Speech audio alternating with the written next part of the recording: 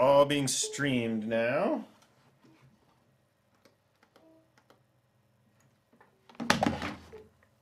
And where did you all go? I lost you. Where?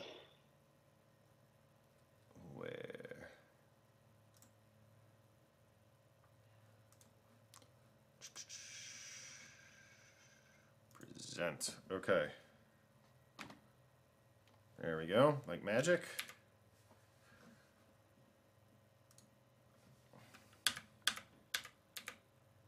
Okay. You still hear me, right? Great. Okay, let's go ahead and warm up. Oh, good, everyone's muted. So we are going to warm up with our usual warm-up of Hoshikivanu. So start on your C chord. And again, I always like to start by beating the rhythm with my right hand, right? 1, 2, 3, 4.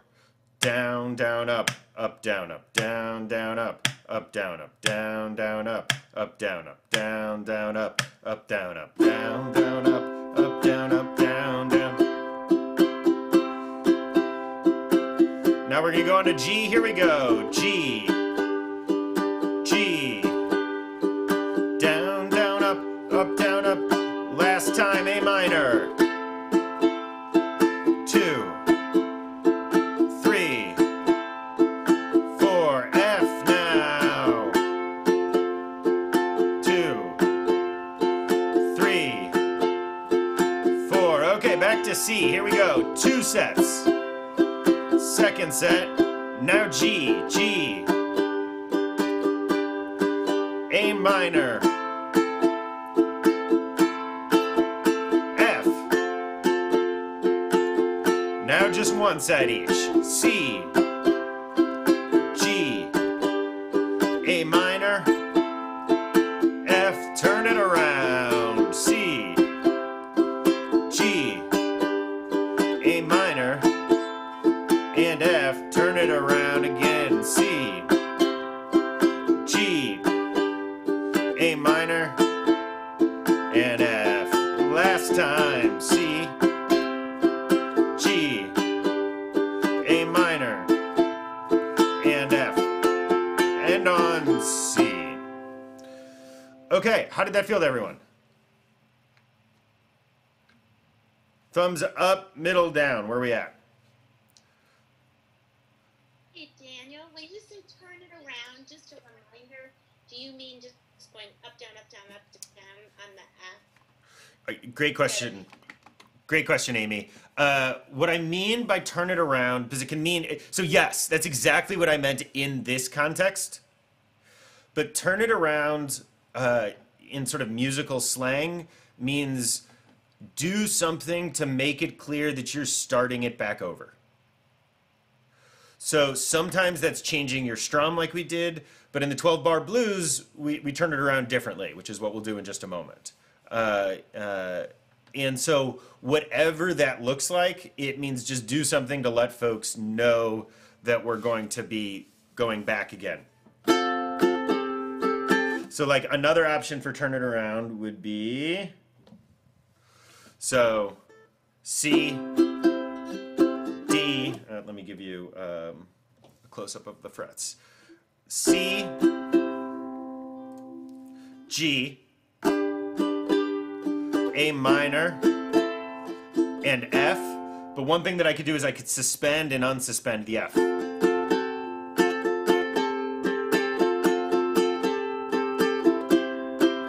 So, right, like I can do, and we didn't learn the F suspended last week, though we talked about some of the other ones.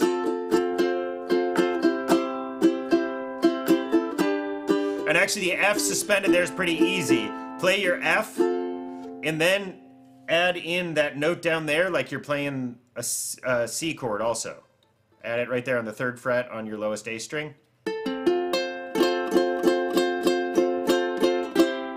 And that's actually, you can hear there technically what a suspended chord means, which means you're suspending a note from either the chord before it into this one, or you're suspending a note from this chord to the next one.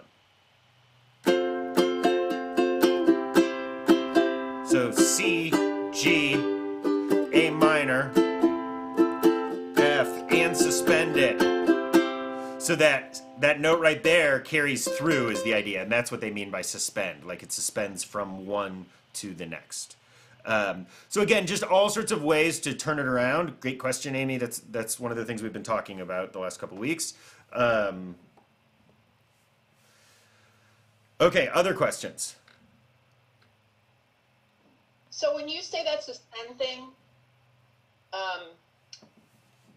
are you always adding, boy, I'm getting feedback. Sorry, yeah, I had original sound. I turn on something so you can hear the ukulele better, but then I have to remember to turn it off when other people unmute or we get feedback. Okay.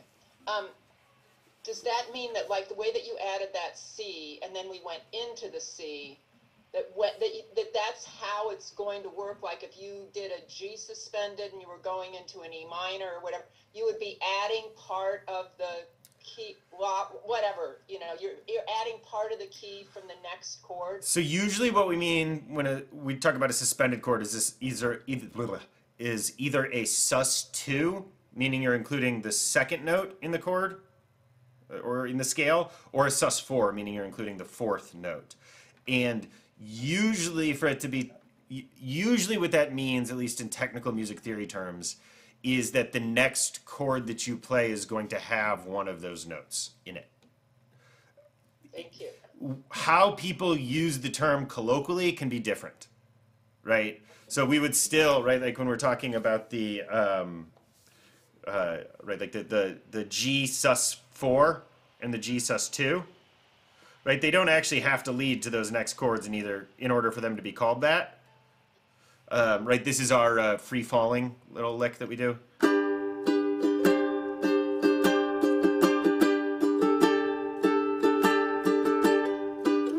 And, right, none of those are leading to another chord because all of those are just staying on the same chords and we're just messing with the suspension there. So technically whether or not that is still music theory-wise a suspension, I'm not entirely sure, but that is how we would describe it regardless.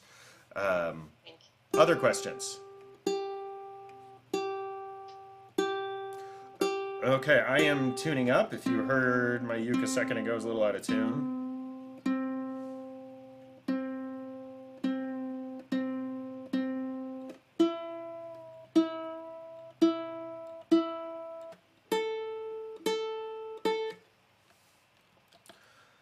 Okay, let's work on our 12-bar blues. So, just as a reminder, our 12-bar blues is a, here, I'll play the 12-bar blues while we do this, just so we can have the feel.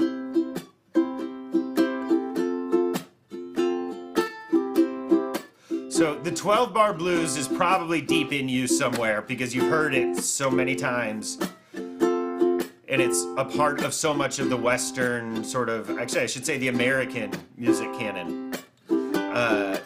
Right, it's really a distinctively American thing that emerges, the blues. So, the idea is we're on the 1 chord, and then the 4 chord, and back to 1 chord. Then we go to the 4 chord, let me have you be able to see, and back to the 1 chord. And then go to the 5 chord, and then to the 4 chord, and then to the 1 chord. And then if you want to turn it around here, the turn it around is a real quick 4-5. F, G, F, G, 1. The other thing you can always do with that F, you can slide it up 2 frets.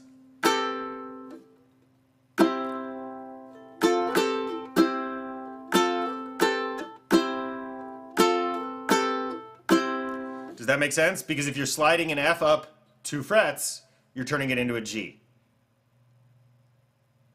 Now we've still got those other 2 open strings that'll ring between them, so it's not a full G. If you wanted it to make a full G, you'd have to do something like that. But it sounds fine. Okay. Yeah, Amy. Write this down for us, like what the chords are? Yeah, I'm gonna pull it up for you right now. Hold on. I have it in another tab. Let me just make this go away.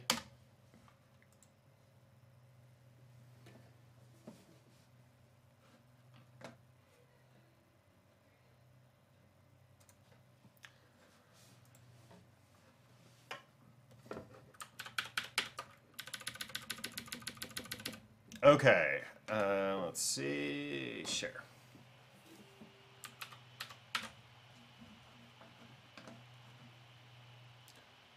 Okay, this is the 12-bar blues.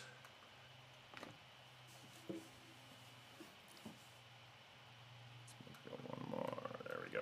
So each of those slashes is a count. The numbers up there are the chord numbers. And I know chord numbers are a little confusing, but they're going to be really helpful to us, and that's really going to be the focus of our lesson today, our chord numbers. Yeah, Barb. Hey, Daniel. Well, I mean, I'm obviously new at this, but I've got the chords, you know, the 4 chords, C, G, A minor, and F. What are the number chords? Yeah, great. Let's review that. That's really important. Okay, So thanks. every key that we have, right? So if we're we've typically been playing things in the key of C, where we're starting with a C chord, right? So if we're in the key of C, then we can go ahead and count out what the numbers are. C is 1, D is 2, E is 3, F is 4, G is 5, right? And we can keep going. A is 6, so on and so forth, until we get back to C. So one of the things I really want us to know and to start learning by heart are the 1, 4, 5 minor 6. And the 6 is always going to be a minor. So in the key of C, that's the C, the F, the G, and the A minor, which you'll notice are your Hoshikivanu chords, right? C is 1, F is 4, G is 5, A minor is 6. Everyone understand that? Is there anyone confused by that? That makes sense. Do we know the D chord? Have we learned that? The D chord. We need that. Have we learned the D chord? Said that D is 2. C, D, E, F, G, Oh, A. we're not. We've learned the D chord, Okay, I guess I don't know it. All right, thank you. but we have gone over it. But that's okay. But we're not doing the D chord yet. We're not Okay, playing great. we're not playing the 2 and 3 at this point. Thanks. By the way, just so folks know, the 2 and the 3 are usually minor also. The 2, the 3, and the 6 are minor. But for our purposes, again, I want us to really focus in on the 1, 4, 5 minor 6. So we should know in the key of C that it's C, F, G, A minor. And in the key of G, we should know that it's G, C, D, E minor. And so on and so forth. Judy, it looked like you had a question or you were a little confused. You're muted.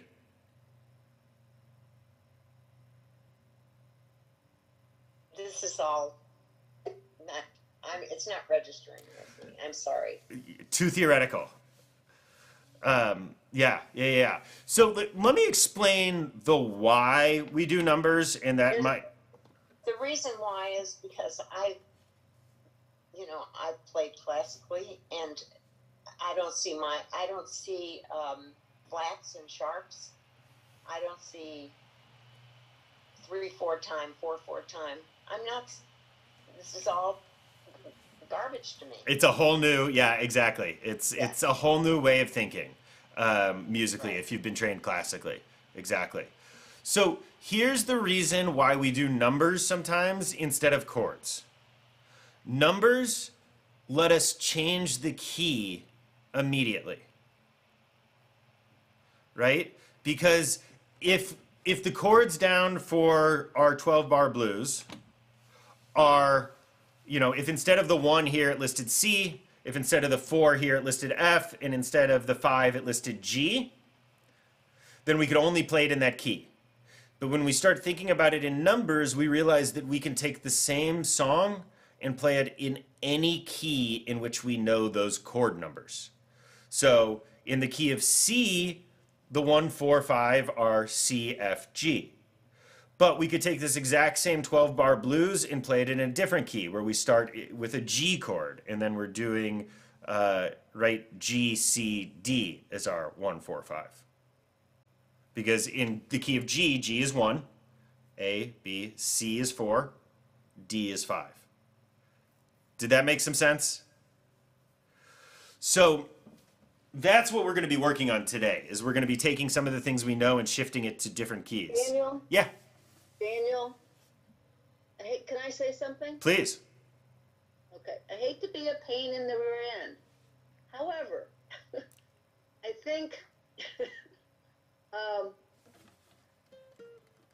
okay, so my understanding, I don't know, I guess I'm coming from a different place, is that what if we just stuck to chords? What if we just stuck to songs and the chords that play those songs? What would happen to the future of us as a group that plays songs together as a ukulele group? Can I say something about that? Can I get a stab at that? What? Because it's very hard to not know anything about how a key works. And I just want to say one sentence that might help Judy too. If you understand that most songs are made up of this 1, 4, 5, this is just the way they're constructed. It's like if you accept that, that's how they're made. And so if you it's like understanding the very basics of how the song is put together. And it's really hard to only have one key because it might not be in your voice range. So that if you need to go, you're singing it, you look it up online and it's in C, and you're like, ah, and you're like, I can't even do that. And you want to get to G. If you understand this 1, 4, 5, you are going to be able to translate from C to G really easily. So basically, whatever the chord that starts with, if it's a C or a G, that has a certain pattern of chords. Is that what you're saying? D, yeah, you count, and you're going to get to the next chord that you need. So I just want to reiterate, I think it's really totally valuable to learn this. Okay, I'm just trying to understand where it fits into my understanding of how to play. That's the question. Don't stress. Don't stress about it also is what I would say. And, you know, the real purpose of trying to teach this right now is to form some of the basic building blocks of ukulele music theory and just song construction, folk song construction theory, so that you can get to a place where you can play a song without necessarily even knowing the chords in it, but can just feel it. And that... So if I want to play a song that has these numbers in it, and a 1 is a... You're not ever going to look up a song and it's going to have numbers. That's not what's going to happen. My hope is that for some of us who have a more advanced music theory background, that we can start, or a more advanced, I should say, string theory background, that we can start feeling it and feeling the 1, 4, 5, 6 when we play. And that's the building block to be able to play a song without knowing the chords, right? Like, if there's a song that I know, meaning I know it in my head, even if I've never played it before, as long as it's broadly a folk song, I can usually play it immediately without looking at chords. I can sometimes, I've been in jam sessions where I'm the only guitar player, and I can play songs with chords that I have never heard before just by following along with the person who's singing, because of the knowledge of how the 1, 4, and 5 and minor 6 play together. So again, that's not going to happen tomorrow for you or next week for you or any of that, but it's important, I think, for us to at least get some of these building blocks, even if we don't totally understand them, so that months or years from now, it's waiting for us to pick back up and add another step to it. All of which is to say that, like, don't worry about it if you're totally lost here. Well, I'm not totally lost, but I'm just like trying to figure out, okay, if I want to play in the key of G, let's say, then I have to know what those chords are. G, something, something, whatever. So is the G always considered a 1 in the key of G, and then the next one in the key of G is is what? See, that's what I don't understand the pattern, but Okay. Yeah. No. That great question. I want to relate it to something I already know how to do, is what I'm trying to do. So Daniel, I just put in the chat for everyone, I just wrote A, B, C, D, E, F, G, A, B, C, D, E, F, G. That might help direct. Want to explain it, Daniel, more deeply? That might help. Just to show them the counting, how that works. Okay. So, 1, 2, 3, 4, 5, 6. And then 7's usually something a little different.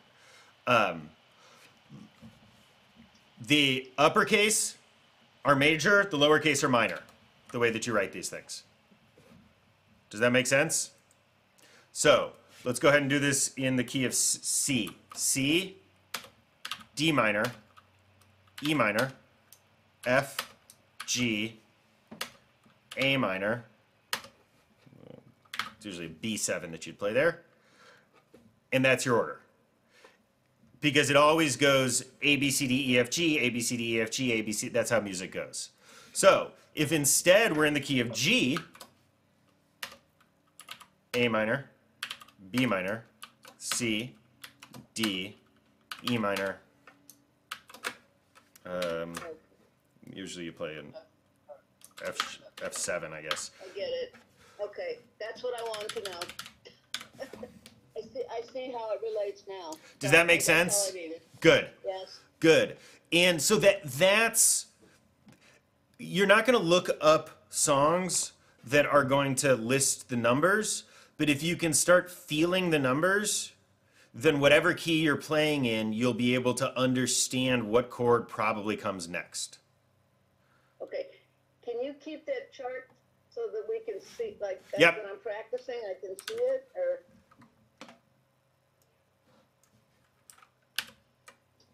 Can I say one other thing, Daniel? Can I add Please, one more thing? please.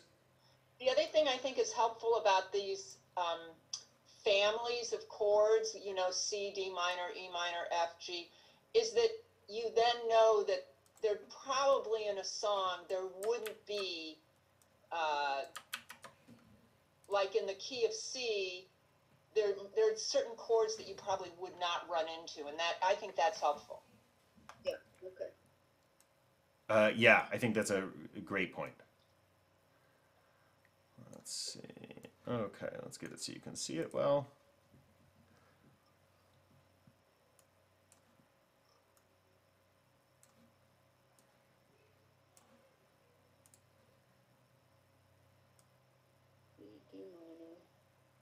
Okay, can you see that? Is that coming through okay? Is there any way to make it bigger for those of us that can't see very well? Make it go to gallery view. I mean speaker view. Oh, hold on. Yeah, I can just spotlight myself. There you That'll go. help. Your speaker view, it's big. Okay, good. That's much better. Thank you. That works. Okay. So, let's go ahead and try to make our way through this. I think this is probably the better view for now. Okay. So, for a 1, and each of those slashes that we have is a beat. So there's 4 beats on it, right? And let's just do a down strum for each of those. C, 2, 3, 4. Now we're going to go to, oh, let me mute. There was someone coming through. There we go. I got it. Everyone's been muted. Okay. So, right, just a reminder, let's be clear. C's our 1, F is our 4, G is our 5. So, C, 2, 3, 4. Now go to the F, 2, 3, 4. Back to C, 2, 3, 4. Another set, 3, 4. Now F, 2, 3, 4. F, 2, 3, 4. C, 2, 3, 4. C, 2, 3, 4. Now we're on that 5. The G, 2, 3, for the F. 2, 3, 4. 1, 2, 3, 4. 1, 2, 3, 4. Okay. How did that feel? Did that make sense going through it this way? Okay. Now let's try it with a strum. We're going to do a down, down, up, down, up. I see Amy taking a picture of this right now, but let me do this also. Let me just drop a link in the chat to the one I'm using. And not that this is anything special, but you chord numbers. Daniel, that was super helpful. Oh, good. Good, good, good. And here's a link to just the document with those chord numbers, if that helps. Let's make you go back.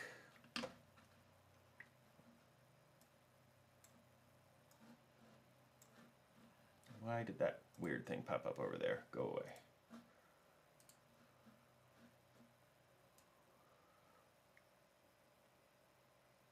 Okay.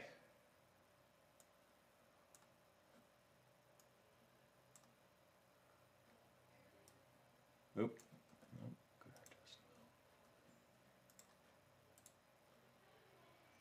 There we go. Okay. So now let's try it with some strumming. So let's start just with some down, down, up, down, ups. Down, down, up, down, up. Okay, here we go. We're going to start. 1,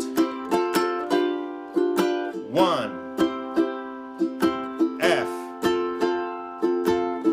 C, C. Now to the 4, the F, F, F, back to C. Now to the 5, the G. And now to the 4, the F. And to the 1. And if you want to turn it around, you can go F, G, 1. From the beginning, F, C, C. And to the F, F, 2, 3, 4, F, 2, 3, 4, 1, 2, 3, 4, C, 2, 3. Now to the G, the 5, 2, 3, 4, the 4, 2, 3, 4, and the 1. Right? You almost can't even say it without singing a blues song. I feel like I'm like singing blues when I'm saying the words here, right? You can say anything you want to, as long as you say it twice, right? That's how blues work. Now here comes that second 4. You can say anything you want to, as long as you say it twice. We're on the 3rd line, that second 1 now. Now we're going to the G. When you're singing the blues, you say it twice, you say it nice. Turn it around, F, G. Okay, did that make sense? How are we feeling about this? Let's see thumbs. Okay, I'm gonna take that. That feels like a success story. Mostly thumbs up with some thumbs middle. Okay, now here's what we're gonna do. Is we are going to move this to a different key. Nope, I hit the wrong button. 1 call. There we go. Nope.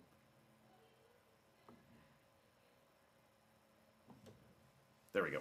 Sorry. Okay, so now. I have a question. Yeah, please. I have a question.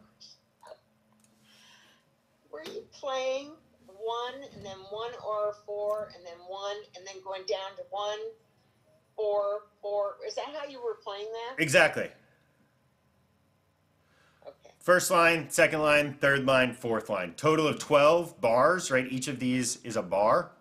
First bar, second bar, third bar, fourth, Okay. fifth, sixth. My next question: if I were playing it in the G, in a G, okay, why would it not be G, C, D, and E minor? No, that is your 1, 4, 5, 6. That's correct. Oh, well, why is the F7 enlarged there? Oh, that just is that's the 7 chord, not the 6 chord. Here's the 6 chord. The E minor is the 6. Well, where is E? Your Roman numerals are wrong. Yeah, your Roman numerals. No, but Hold on, what did I looking do? over on the- Oh, yeah. Sorry. I have an extra I there, don't I? There you go. So, Phew! Bless you. no, but so E minor is the 6th, right? E minor is the 6, correct. Okay, but why is the F7 enlarged? It's not enlarged. It's just, it was a cap, so it looks big. I was writing it in caps if it's a major, and in lowercase if it's a minor, is how I was doing it, which is a typical kind of convention. Oh, That's all that's happening there. I guess I see. this should have been a bigger B. Maybe that would help. okay.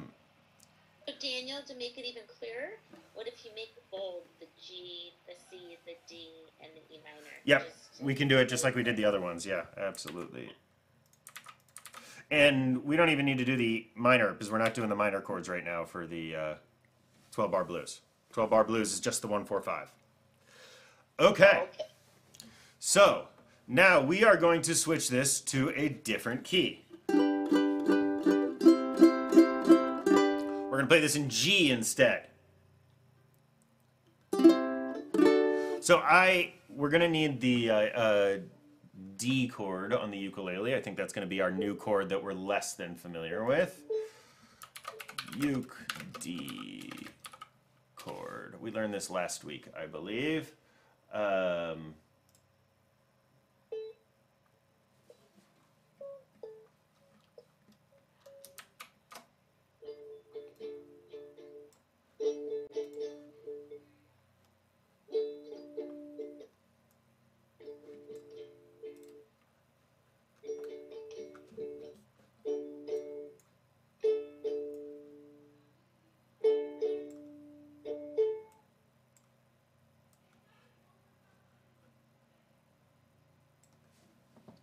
Okay, is that too small to be useful for people, or can you see that okay?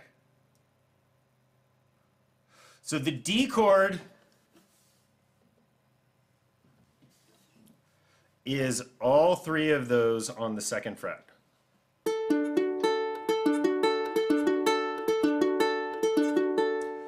For you guitar players out there, this is the same shape as your A chord. So if you can, I highly recommend doing it with your 1st, your 2nd, your 3rd finger, remembering to have that thumb wrapped around the top.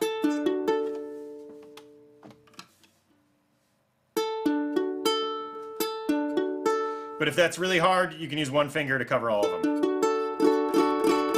Whatever finger works for you. But it's always preferable to do it with the 3 fingers because it gives you all of your suspended chords available.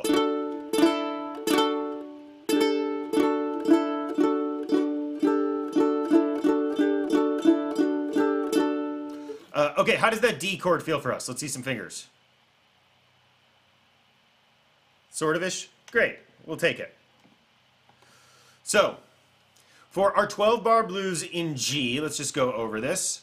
G is our 1. C is our 4. And D is going to be our 5.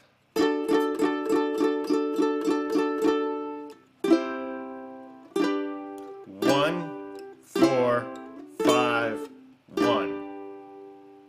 So this is going to feel a little different because we are really used to, whether we realize it or not, we're used to that C chord being home, right? Meaning the 1 chord. We're used to it being home. And so you're going to feel like you want to go home and you're going to want to play that C.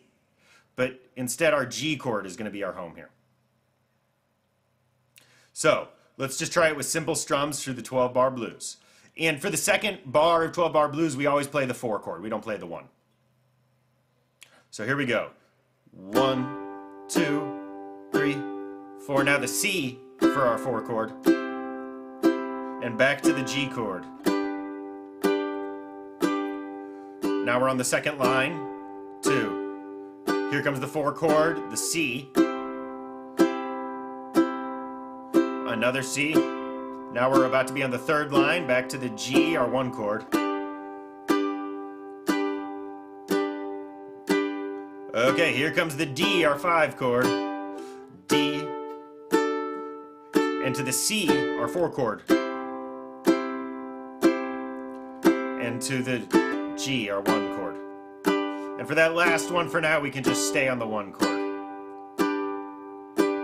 Okay, how did that feel? Good. Let's try it with our strum. Ready? So first we just start with a few strums, a few measures, a few bars of the G chord. Down, down, up, down, down, down, up, down, up.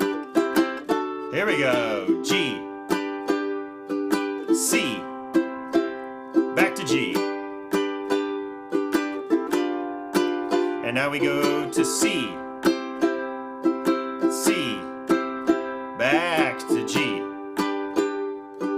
G, here comes D, D, C, and back to G.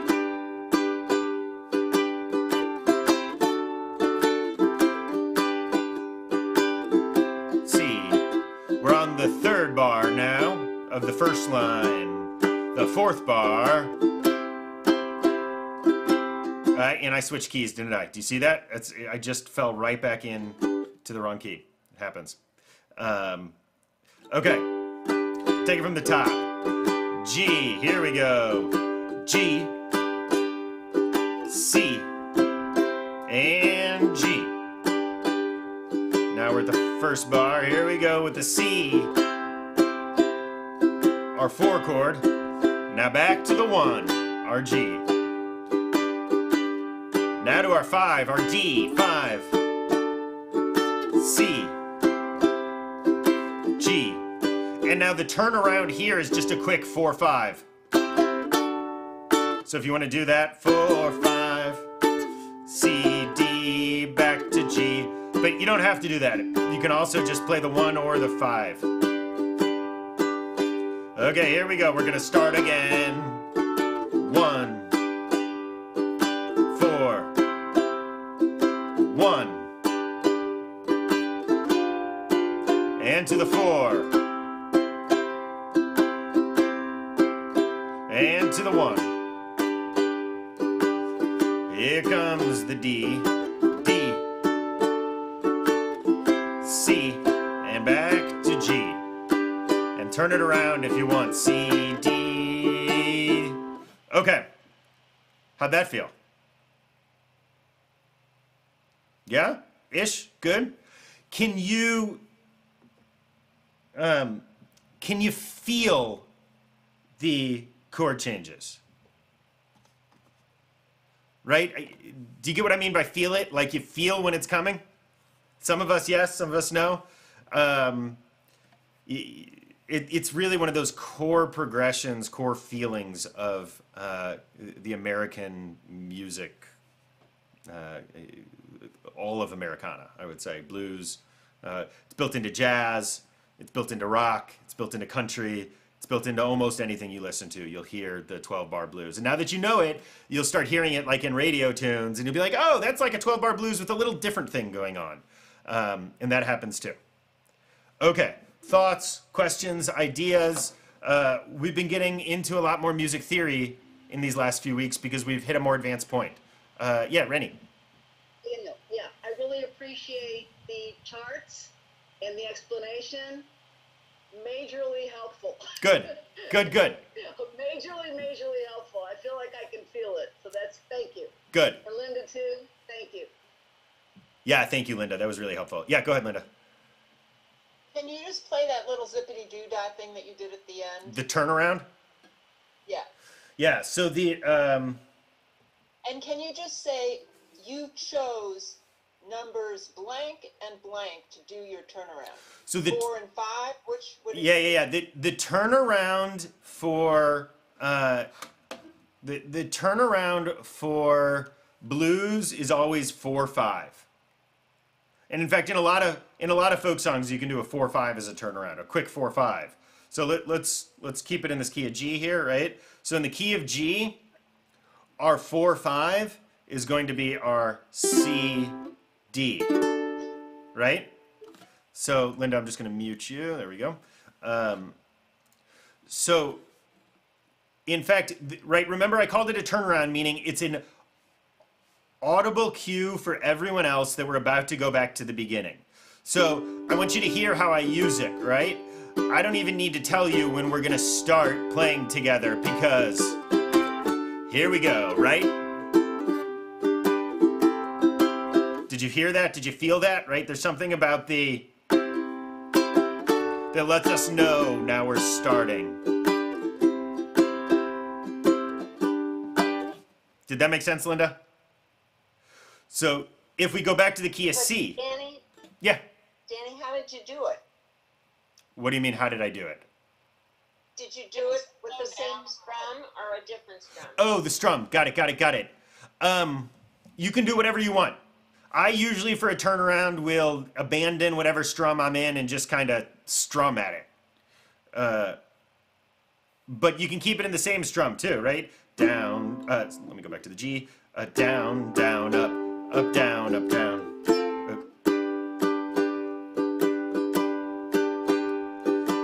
Here we go with the turnaround.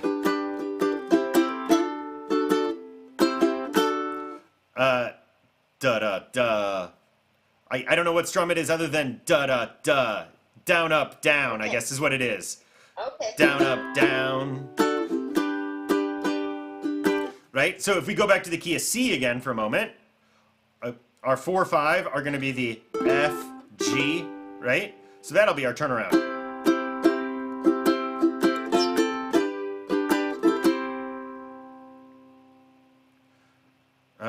Did that make sense? Okay, so our homework for this week is going to be to practice the 12-bar blues in both of these keys, in the key of C and in the key of G, until you can play it without thinking. That's the goal here, is to be able to play this totally without thinking.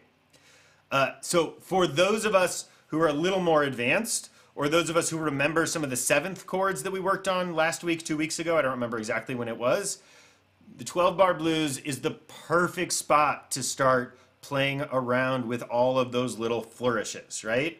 So I can go C, F, C, right? And I suspended that F there. Now I'll go to a C7, F, and I'll go to a F7. Where's that?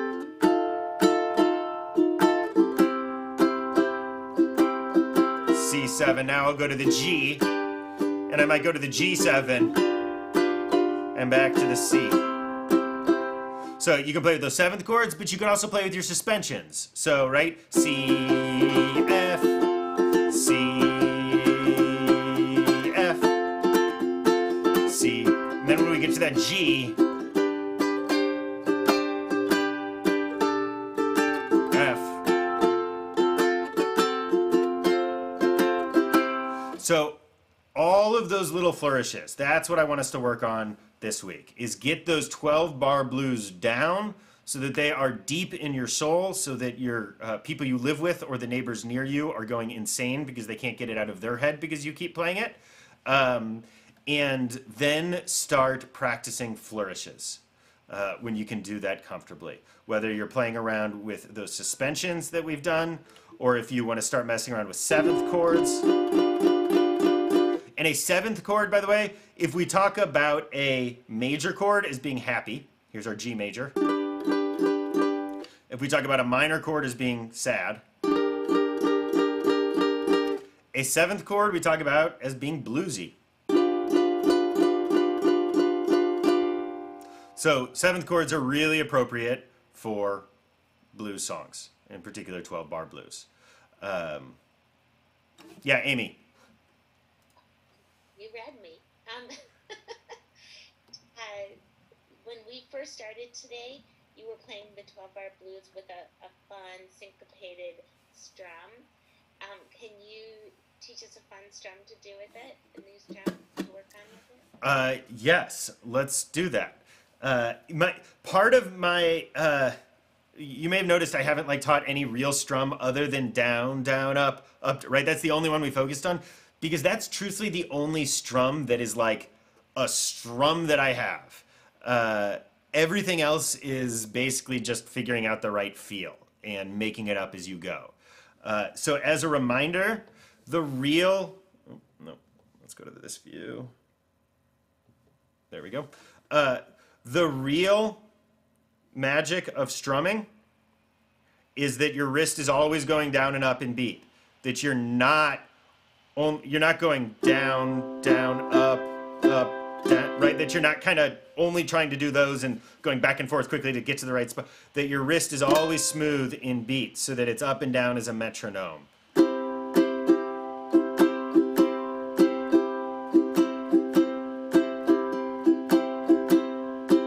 And just as a reminder, our practice for that, if you're having trouble with that, is to start by singing, playing all the downs and the ups.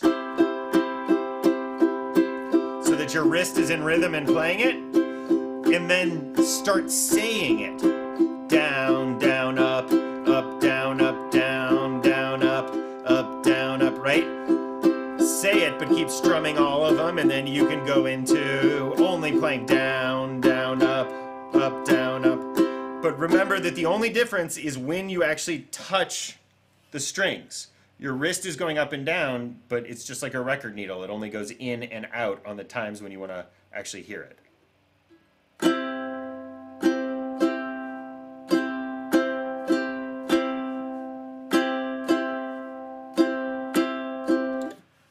Did that make sense? Okay, so let's figure out what kind of rhythm I was doing there. We're going to play it in C because that's our most comfortable. And as always, remember that if you are working on something new, have everything else be things that are easier. So don't start working on a new strum in a key that you're not as familiar with, right? So we wouldn't start on our new strum in the G key, we would start on our new strum in the C key, and then once we can do it in C, we'll transfer it over to G, which is our newer key. Did that make sense, what I just said? Okay.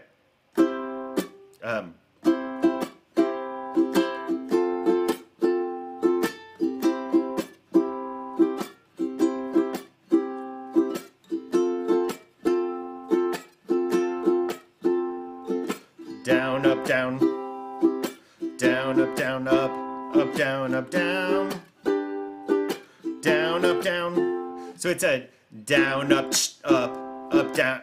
It's a down, up, what is it? Down, down, up,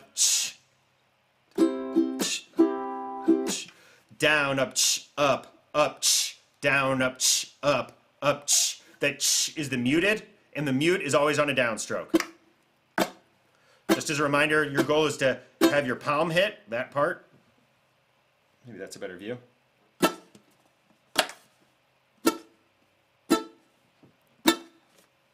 if we can get rid of some of that shadow.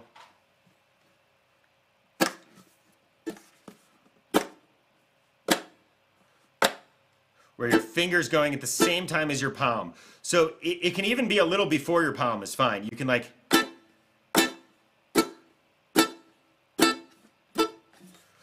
so it is a down, up, up, down, up, up, down, up, down, up. Okay, and let's try playing that with this. So first, let's just start getting the rhythm. Down, up, down, up, down, up, down, up, down, up, down, up, down, up, down, up, down,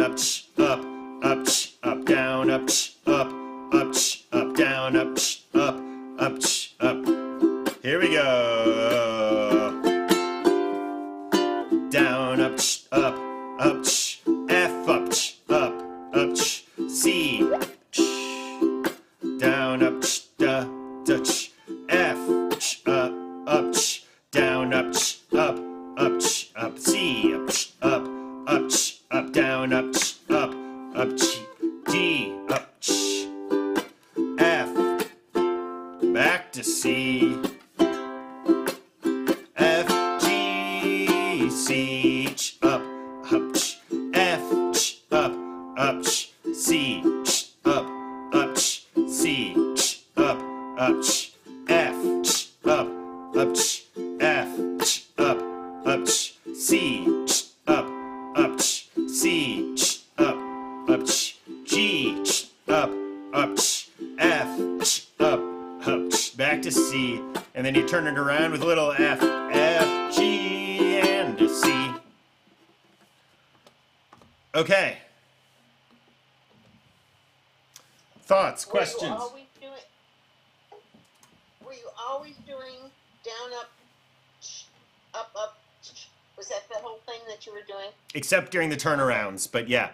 And actually, I think what I was doing is down, up, up, up, up. I was doing that last up also. Oh, there's 3 ups there? Down, up, up, up, up, down, up, up, up, up, down, up, up, up. Yep. So there's down, up, up, up, up. 1, 2, 3, 4. 1, 2, 3, 4. Down, up, up, up, up, down, up, up, up. Other questions? Last thoughts? Okay. I hope you all can feel that we're really, like, even in the content of what we are doing, we are getting into more advanced things. Right? And that's why we're needing the music theory. That's why we're having to spend so much time on that, so that we can work these things in a way that makes sense, so that you can start to know, so you can feel. Right? The goal with all of these things is to know something to the point where you don't have to know it anymore, where your hands and your soul know it. Right? Where you know the next chord, or you know that, like, hey, I'm gonna play a 7th chord instead of the regular D, a D7 instead of the regular D, because I can feel that this is a place where a little bluesy is gonna sound good. Or hey, I'm on this G chord for a while, let's mess around with a suspension back and forth, right? Almost any time you hit a G, you can usually work in